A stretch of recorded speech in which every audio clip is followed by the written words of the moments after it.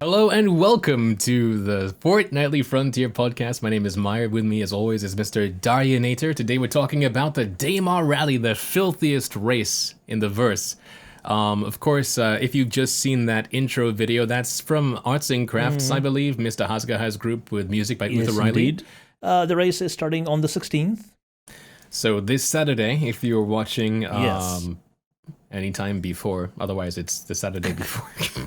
I don't know where I was going with that. But yeah, it's on the 16th on Saturday.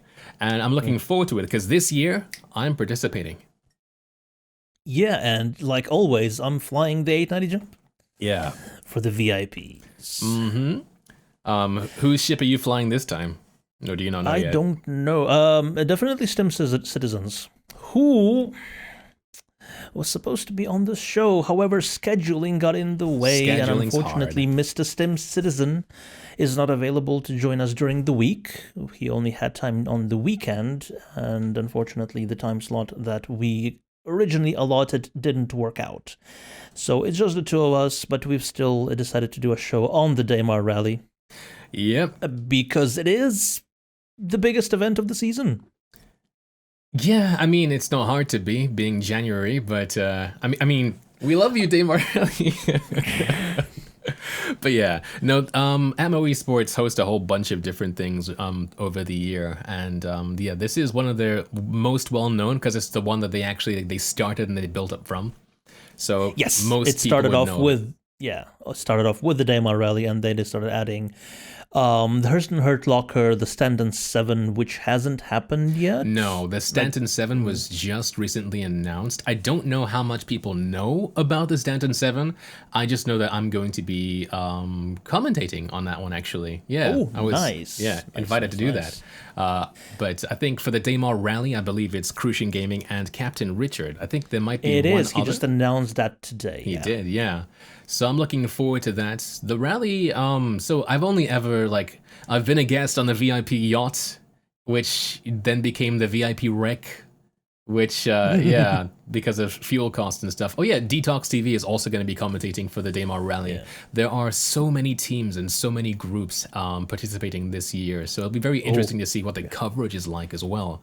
I believe it's about 53 groups, and it's 2 server per division.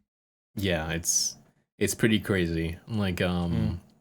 But yeah, it's pretty admirable what they're doing to try and get things like this going, like little events like that you can do even with the current state of the game. Here's hoping that with the 44% reduction in 30Ks, there won't be much of that happening as well during the Daymar Rally. Yes, and considering we'll only be racing, we'll be avoiding the sort of events that contribute to the other 56% of 30Ks.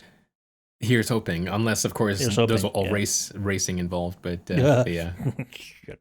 Well, it's going to be nice on the 890 jump, though, because they have substantially either boosted the fuel tanks or lowered the consumption. But as I flew it during the Hurston Hurt Locker, it was able to hover and circle the crater for over 4 hours. Yeah. And considering how long this is supposed to take, I'm planning on refueling once. And that's it. Yeah, no, it was a really cool view to see the 890 jump flying over the crater. It really did. It was quite dystopian when you go into the lore that the Atmo guys came up for the Hurt Locker, like having the aristocrats watching the civilians trying to kill their way to citizenship was kind of interesting. A bit dark. It'd be amazing. It'd be amazing if that becomes official lore, because it is dark, and it is just something right up a lot of people. Yeah, Sadly. I mean, if you say it enough, it'll be true, right? I mean, that's how these things work, right?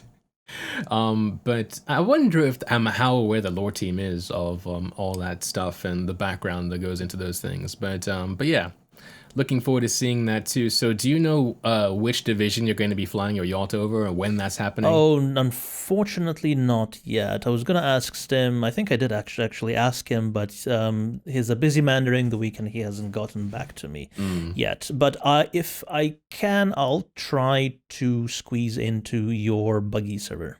My buggy server, yep. So I'm gonna be rolling with a Cyclone RN. We've got a whole team with from Redshift, which is RC. yeah, that one. That's what I said. Right. It is Yeah, I now. heard you. It is now. Yeah. Yeah, a Cyclone RC, the red one. It's gonna be interesting. We've done a few preliminary races beforehand. But even after the fix that they said that they did, in our preliminary race that you joined even, we were still seeing buggies explode at about like 75% HP, even without ramming things. Yeah. So yeah. Yeah, but I think the bug that they mentioned before had to do with Traversal. traversal. But from what I saw before, it was like the vehicles behaved like land whales. Like they were completely detached from the terrain and just kept going into it and then jumping out, and that's when the damage happened. And so for New Year's, this was before the patch, Paul, the Astropub, and I did a test run for Luminalia. Luminalia. It's hard to say. It's a Banu word, yeah. Yeah. For Traveler's Day, which is actually after Luminalia, but whatever. It's in the same sort of holiday season. Basically, the premise is that you travel from sundown until the middle of the night, I think, and then when you reach that, you gather around and you share stories of your travels during the year and stuff like that. And we didn't manage to get 5 minutes in. You just blew up. But it's funny because and again, it's all anecdotal, right? Because when we do our races, I think at max we had like 8 or 10 people. The amount of explosions we saw before and after this patch were the same. We lost everybody in our most recent race, which was after the patch, whereas before we had at least one race where 3 out of 4 people survived. Interesting. Yeah. So we'll have to wait and see. I mean, maybe if you're a more cautious driver, you can survive, but it does seem like maybe perhaps with this knowledge, anybody listening who's participating might want to consider having their support drivers scan them as they're going, and and watch to see when they go to about 75% hull integrity. It does seem like just after that, that's when you blow up. Just because and swap. Yeah. And possibly go get another one and then come back. I'm not sure if you're allowed to do that. The Daymar Rally rules are quite specific about a whole bunch of random things. I'm not too sure if you'd be allowed to do that. I mean, all those random things would come into play in a game without game-breaking bugs like this. Yeah. No, it looks like when I looked over the Daymar Rally rules, it's almost as if they've tried to future-proof things to some degree as well, so they don't have to rewrite the rules, because there are some rules in there as well about you're allowed to have certain amounts of repair items in your vehicle to repair your vehicle. It's is this just role-playing at this point, or but yeah. Yeah. But yeah, it'll come into play at some point, I imagine. And I do believe that they got around that by making the cyclone race be who can make it the furthest, not who can reach their destination first. Yeah. So I think if we play it safe and we just hot swap enough, we're bringing a Starfarer Gemini, so we should have the most amount of vehicles to be able to bring into the race. So yeah, as long as we play our cards safe, we should be able to at least swap once. But judging from at least our own, again, it's just anecdotal evidence, but it seems like most cyclones can make it about 30 kilometers before they blow up. There's 500 kilometers in the Daymar Rally, so... That's jeez. I think the most damage that I took in one of our practice sessions was when I drove through rocks that I thought were solid, and I wanted to drive over them, but my buggy just went through. So, and it was one of those really flat ones. I think that So avoid those. yeah, I think that this race will quite likely reward people who have like analog controls, like pedals and yokes and that kind of thing, because you won't necessarily always drive at full speed, and you'll have more than enough time to look out for obstacles and stuff like that, and take the Yeah, and it will definitely be a tortoise and the hare sort of thing, Oh, yeah. where the hare, with its slow, methodical approach, will win out over the buggy bunny that's gonna blow up after 5 minutes. Right. But yeah, I'm looking forward to it all the same. It's gonna be cool. I kind of wanted to be in the Ursa race just because I knew the Ursas weren't going to explode, and it's a weapons-free game. And with the Ursas, everybody's the same speed. Oh, is it? Yeah. So after the first 10 kilometers, it's then officially weapons-free. And then there's a 1 kilometer or so like exclusion zone around the checkpoints. I see what you mean. Not weapons free as in like sugar free, but it's weapons free. Yeah. The fire at will person. Yeah. Yeah, poor Will. So yeah, because of that, I kind of wanted to do the Ursa Rover because I figured that with our success in the Hearst and Hurt Locker, we'd be able to kill more people than could kill us. But our team were like, Cyclone! So that's what we're doing. Grab a couple of TRs. Maybe start with a TR. We registered to go with an RC, but hopefully it doesn't matter, because it did not matter for the Hurt Locker, and that's one thing that you'd expect it would have. So I guess if we start with a TR, because that's likely when you will see the most vehicles, and then once the TR gets down to 75%, we then go to the faster vehicle, that would make sense. Yeah. Another rule about the Daymar Rally is that if your character dies, that's it, they're done. So there are no respawns. You're not allowed to choose like a Cutlass Red and keep being in the race and that kind of thing. Sadly. Again, rule that makes sense in a finished game. Tough. Yeah, as far as I can remember, even before like Atmo and Daymar, there was another group called the Southern Cross Alliance, and they had a racing event in Old Vanderbilt, and yeah, like I won 3 races out of 4, but the first 3 were discounted because people kept crashing out of the server, and then on the 4th race, only I crashed out, and so they were like, "Sorry, Myre," and then so.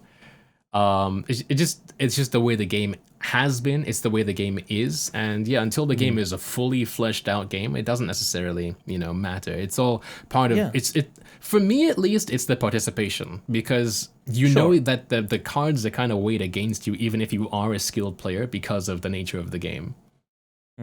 Sure, but these things should always have adjudication. Yeah. Like if it's obvious that your buggy exploded because you disconnected and you kept driving forward into a rock, then I guess you should be given some leniency. I guess this is why real races have marshals and judges to look over the replays of what happened, and then assign either blame, penalties, or everything. I'm sure the Atmo Esports are pretty non-confrontational, and so am I. So that because of that, I'd never bring anything up, even though that wasn't even an Atmo thing. But still, these things happen, I guess.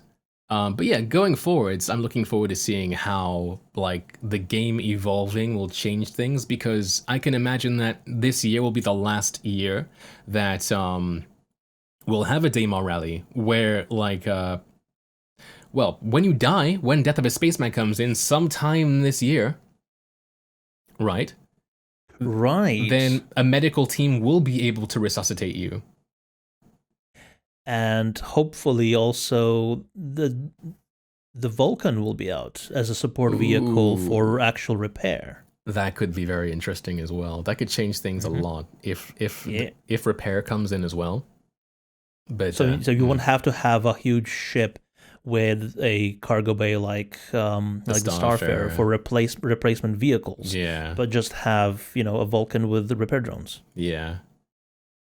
Or even a repair attachment for the multi-tool. Yeah, that's true. I imagine so. Like the way the multi-tool is evolving right now, with the exception of the rock or the Grey Cat industrial rock that gave us the mineral extractor for FPS, the multi-tool is supposed to be like the bottom level for most of these things. So once they start working on salvaging and stripping and that kind of thing, and repairing, I'd imagine.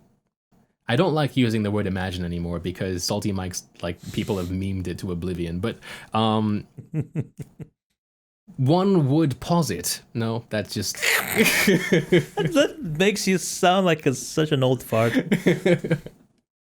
But I'd imagine that like like in the future they would start off with the multi-tool.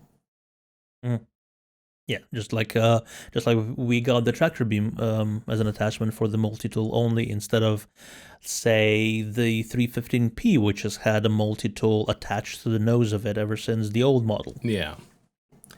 So I'm looking forward to that. I might actually get this game called Hard Space Shipjacker. I've heard nothing but like interesting things about it. It's still in development. It's a salvage game.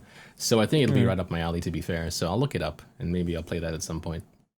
Yep. Yeah. And hopefully at least a couple of devs that are working on the salvaging gameplay have it in their sights as sort of gameplay inspiration, maybe. I don't know. It just because they seem to be focused on salvage only. They would probably be very keen on getting it right. Yeah.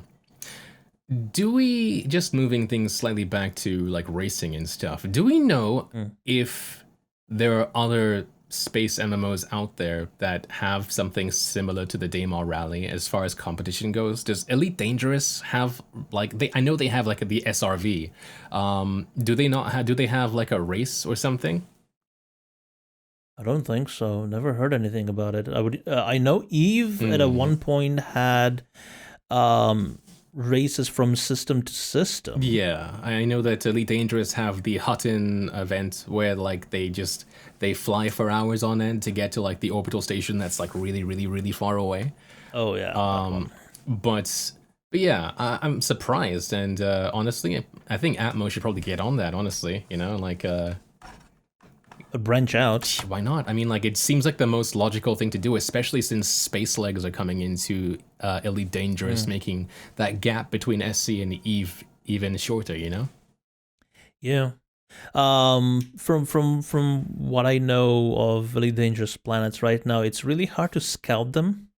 Okay. Because of that gap between frameshift drive, where you're faster than light stuff, and then actual glide approach, which brings you in very quite close to the surface. Right. So you can't just go into orbit like 200 kilometers above the surface and and look at the like SC style.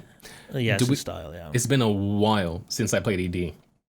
Do we know if like I mean, it's been a while since you played ED as well, so I don't know. It's true. Yeah, I'm only talking about what I played, so I have no idea if that's changed, but I don't imagine it has. Yeah, the question was going to be like right now SC's like crowning achievement with the planetary tech is that anything you see from orbit now is exactly what you will see down on the ground. Do we know if when it comes to planetary features?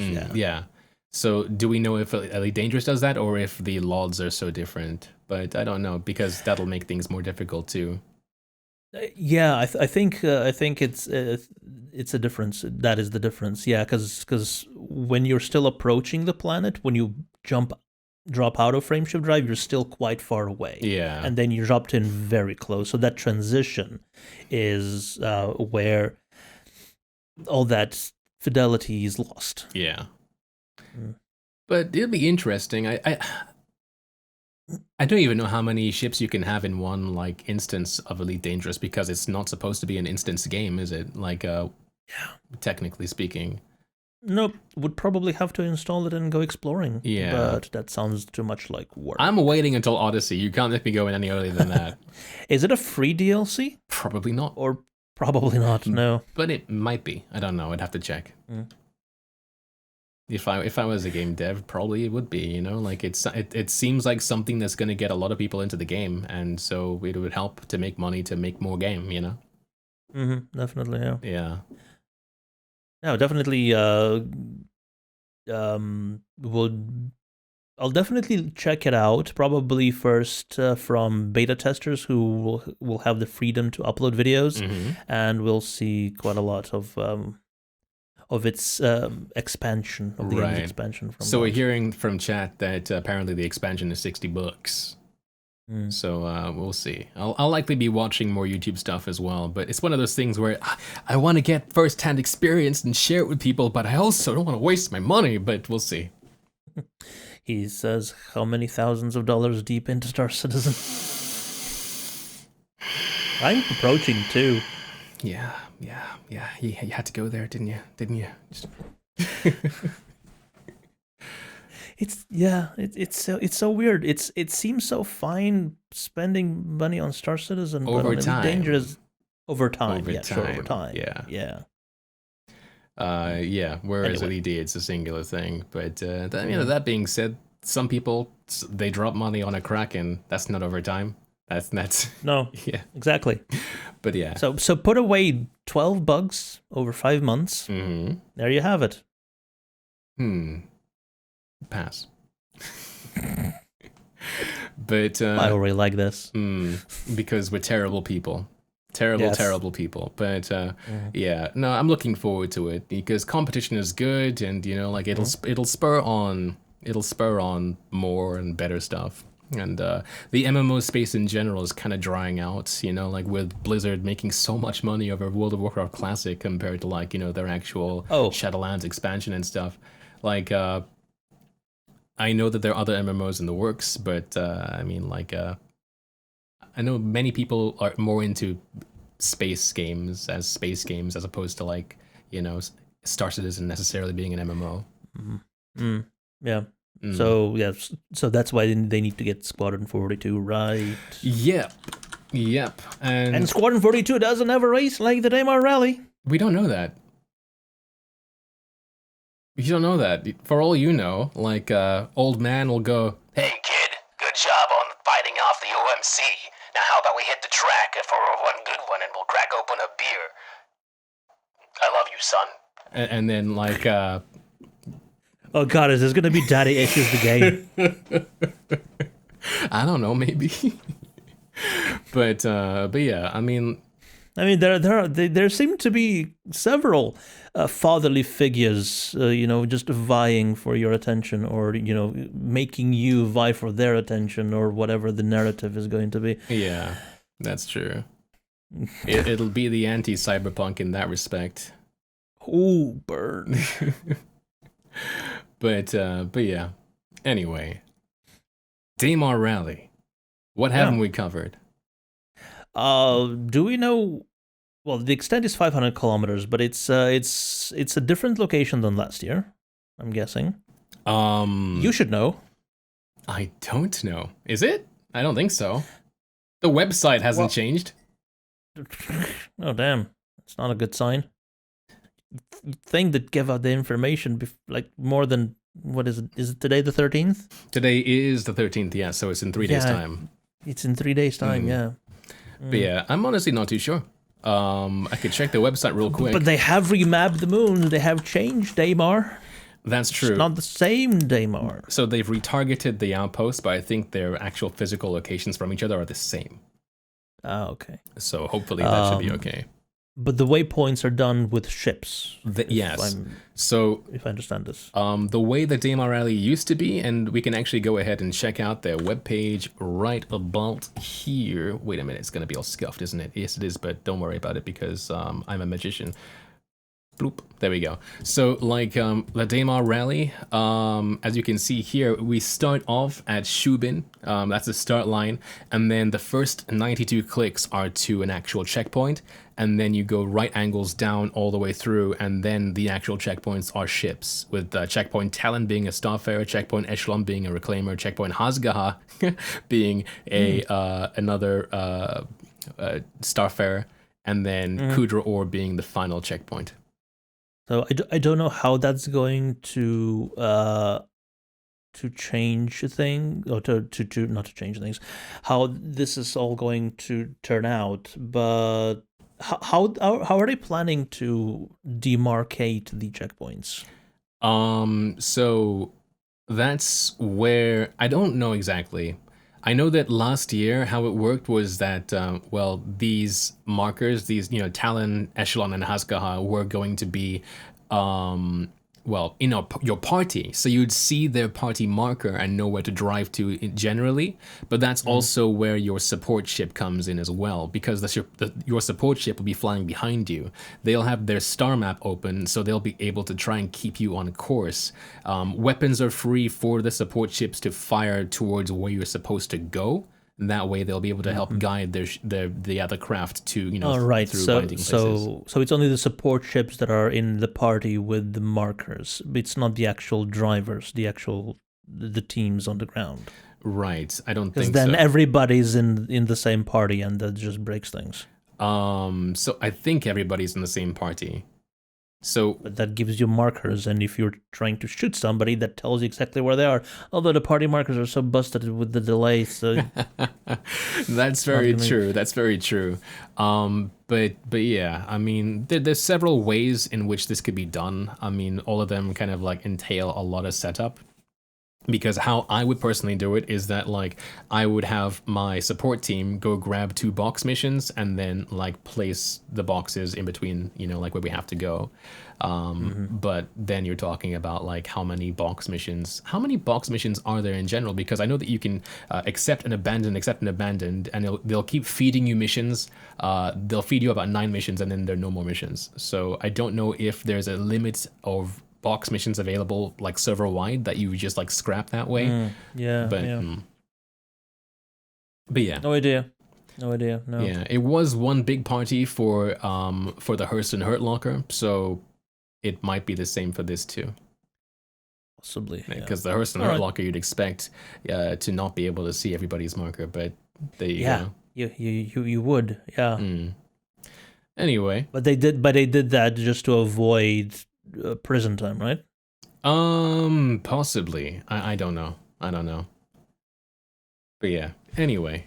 So yeah, that's that for the Daymar Rally and its rules. The website again is up here. I do not know how soon this is has been changed.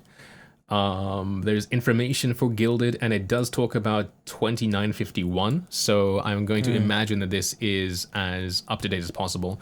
Although the finish line, according to Shipwreck in the Twitch chat, says that the finish line has changed. So we'll have to because the distance has changed as well. Last year it was 360 kilometers, as we saw in the trailer, but this year it is 500 kilometers total length. Yeah, somebody should probably hit up Atmo and say, hey, by the way. Where's that trailer? Shotgun, not it. But yeah, that's all there seems to be on the websites. There's a link to the Gilded. There's a link to their Discord. I think maybe perhaps the website itself is just a little bit out of date because I don't understand why they'd be advertising their Discord because that's changed. But that's here. Interesting. Anyway, I'm not here. Ooh, that was cool. Yeah. Did you see that? I saw that, yeah. And it is 510 kilometers. Wow, all right. Yeah. All right. Okay, this is up to date because it has the actual date there as well. Yeah, 510 kilometers. And that's going to be several day-night cycles for the teams that are able to complete the distance. Yeah. Oh man, I can't wait. It's going to be interesting for sure. Definitely. I'll try not to crash into you. Well, is that a shots fired at somebody in chat? No. No, just it was supposed to be a veiled threat. Okay, all right. That's all. Okay. So, I mean, is there anything else we could talk about the Daymar Rally? Because honestly, like, this could just be a really short podcast otherwise. Yeah, it probably is going to be a short podcast. I was just going to mention where this extravaganza would be able to be watched. And I'm guessing it is on the Atmo Esports Twitch channel that was just had a link there in the website. Yeah, so the official link will be on Atmo Esports, or twitch.tv/Atmo Esports, or you could watch my perspective because I'll likely be streaming it as well on this channel. Yeah. But yeah, the full coverage with Captain Richard, Detox, and Crucian will be on the actual Atmo page. Yep. Yeah. And if if the Hearst and Hurtlocker is anything to go by, they're going to have lots of angles to choose from. There will be dedicated camera people, and they do such a good job. Like they actually they have like practice sessions and stuff where they do camera work and And can you imagine now with Tobii Eye Tracker? Have you seen the video by Morphologist how he explained how he's now using the Tobii Eye Tracker to do these nice swoops and panning shots, and it looks very nice. I have not, but this now I'm gonna just close Critical Role and yeah. So it's on my list of things to watch. I saw it pop up, but I was like, what are they gonna do next? So yeah. Anyway, yeah, I'll definitely pick it up and have a look. But how different is that from the Track IR? Because the Track IR, I mean, like it's the same when it comes to head tracking, if not slightly better. Yeah, but it also does eyes, so you have eye tracking for gimbals and head tracking for looking. Right. So you can fire in a different direction that you're looking and only using your head. So eye tracking gimbals already works with the Tobii? Yeah. You can look ships to death. That's great. I really, really think so. Yeah, I don't have one. I'm considering one. Yeah. But I think I'm gonna wait until I get the new hardware for Star Citizen first. Okay. That'd be score one for accessibility, though. I mean, could you imagine, like, once... I hate the word imagine now. Could you conceive within your mind, Sponge, that that in the future... Your wrinkly mind, yes, Sponge. That in the future of the game, like, the best dogfighting combo in a hurricane is like, a guy who's never who can't even use their hands because they just have like really sharp eye vision and like. And I'm told by Chad that eye gimbals aren't a thing, but Yogi said that they may be adding them. Yeah, it seems like something that would likely be pretty overpowered if given the option, but we'll see just how accurate the Tobii is. Yeah. But I look forward to giving it a shot eventually for sure. We both would probably benefit from a computer upgrade at one point. Yep. Speaking of, wait, no, they're not sponsoring this podcast. Anyway, so... Why not? Why not? I don't know. Maybe we should reach out to them, Mr. Producer.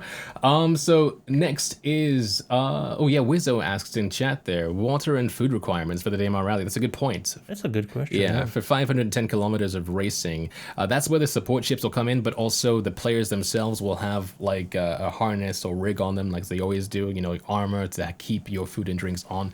You're allowed to stop and then just get out and drink if you want to. But that's another reason why I wanted to use the Ursa rovers, because like you can get out of the seat while driving, step into the back and start drinking and then walk back inside. Yeah, and you're not exposed to the harsh temperatures of Daymar, which go from below freezing to over 100 degrees. Yeah, so, it's pretty wild. But yeah, anyway. As much as I wanted to use the rover. A lot of energy bars. Yeah, as much as I wanted to use the rover, I guess Hannah just better win, Anyway, because I'm not actually going to be driving. We had, with our org, we had a bunch of different trials, and a member called Hannah basically won every single one. So, yeah, the gauntlets in her hand. But yeah. So you're just on the lookout? Not even the lookout, otherwise I'd be in the support ship. I'm literally just like in the co-pilot seat in case anything goes wrong. Yeah. Okay. Would be cool if they updated the passenger seat so you could actually fire from it with your handheld stuff. So the actor client team, they actually mentioned that that's something that they're working on. At least it was on the roadmap, I think. I believe it's linked to it. Also in the reunion trailer, like not only did the they didn't shoot from the passenger seat, but the pilot shot. The driver's side. Yeah. What the heck? So hopefully, maybe sometime that will be a thing, shooting from the driver's seat. Yeah, but how do you actually even gameplay that in? Because you'd have to sacrifice VJoy driving, because then you're like, all right, so just not the gameplay, but control-wise, how would you implement that? You're driving and you're steering with the mouse, and then you press 1, and your character pulls out the sidearm, aims forward, and then you're using your mouse to aim, but then you probably have to switch to A and D to steer. Maybe it'll just lock you out from steering altogether. All right, that's useful. I mean, technically, more useful than not being able to shoot. It's just an idea. Yeah. It's a simple idea, but it's an idea. Yeah. Yeah. Isn't that how they do it in GTA? But the GTA doesn't have VJoy steering for driving. It only has WASD. WASD. Yeah. Right. So you're not changing that. You're not swapping control styles. Okay. I mean, it could just swap on the fly if it works. Probably. Mm. I mean, there's no reason to disable A and D as steering input if you're doing VJoy. You know, you're just overriding. You're having double controls. Yeah. So yeah. This is gonna be interesting. Definitely gonna be interesting. Yeah. Anyway, I guess we'll have to find out, and we'll probably do a post-Daymar Rally podcast, a debrief, talk about what happened, all the cool things. I'm going to hit that print screen button so hard because I'm not going to be able to do really much else. And yeah. So you're going to be saving all those sexy CCTV-style angles before you head off, and then just swapping between them and pressing print screen. Basically. So that's your job. Yeah. Hannah, don't kill the man. He has a very important job to do. But yeah, speaking of being killed, again, like, there are 4 contestants per team. And if you die, you're not allowed back into the race. So if somehow, Hannah dies, then I have to drive. If I die, then we don't have a backup pilot. Then one of the 2 backup pilots can then assume the driving. Okay. If they crash, I believe we're also forfeit because they're the ones who have to call back to base to tell how far along the race we are. So it's pretty. I don't even. What's the fuel capacity of a Starfarer? I suppose a lot, right? Oh, geez, I don't know. I only know that they boosted the 890, which I'm happy for. Yeah, because otherwise that could be interesting. Luckily, we're going to be in the Cyclone thing. And so carrying extra vehicles are allowed. Cutlass Reds are not. No respawning. Although medical teams could be a thing in future installments of the Daymar Rally. Hannah says the Starfarer will not run out of fuel. All right. Okay, I trust her because that's just make sure it's fueled up before you set off. Right. Yeah. But yeah, it should be cool. And I guess we could also preload the Starfarer with vehicles already as well. That's a good shout. We'll do that on Friday. All right. But I think that's about it for today's show. Okay. All right. So, ladies and gentlemen, thank you so much for catching us on the Fortnightly Frontier, that's what we're called. Yes, that's us. For another installment of Star Citizen just talking. Yeah. I'm so good at this.